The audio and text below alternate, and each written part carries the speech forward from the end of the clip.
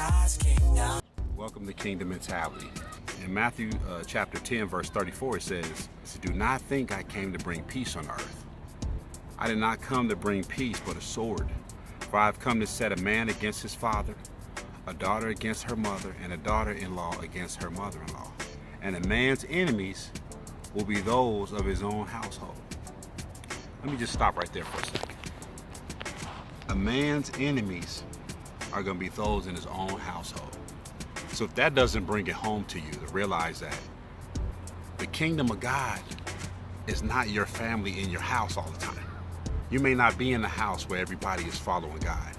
You may not be with parents that's following the Lord. If you're a younger child or a younger person who is in a house with somebody else who's running the house and it's their house or whatever, and they're not serving God, it doesn't matter. You can still serve the Lord amongst people like that. Remember, he said, "I'm going to send you out as sheep among wolves." So realize some of the wolves are in your house, okay? And what he says is, the part that I really want to focus on, because I want you guys to really understand how serious God is about this. He says, let me read the whole verse.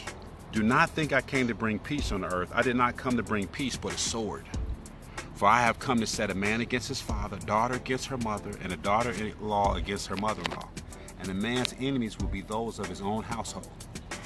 He who loves father or mother more than me is not worthy of me. And he who loves son or daughter more than me is not worthy of me. And he who does not take his cross and follow after me is not worthy of me.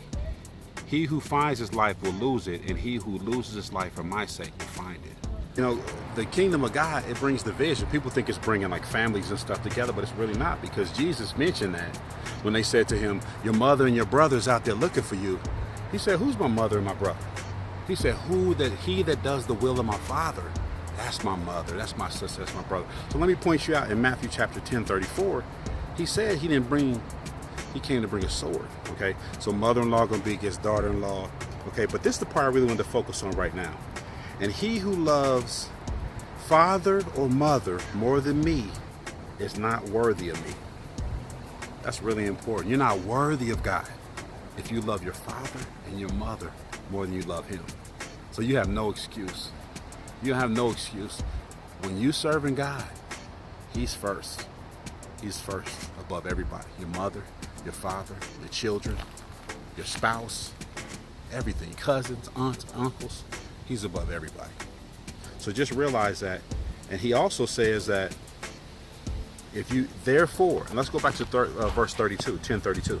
"Therefore, whoever confesses me before men, him will I also confess before my Father who is in heaven.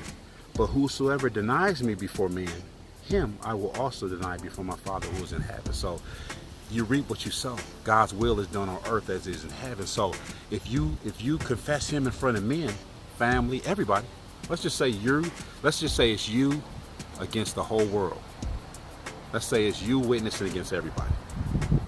If you love him and confess him in front of man, he's going to do that to you in front of God, because that's how important God is. God is more important than every man. So when Jesus and God himself speaks to the Father about you, that's why it's so important and so valuable that you spread his message in front of everybody and let everybody know where you stand. Kingdom mentality.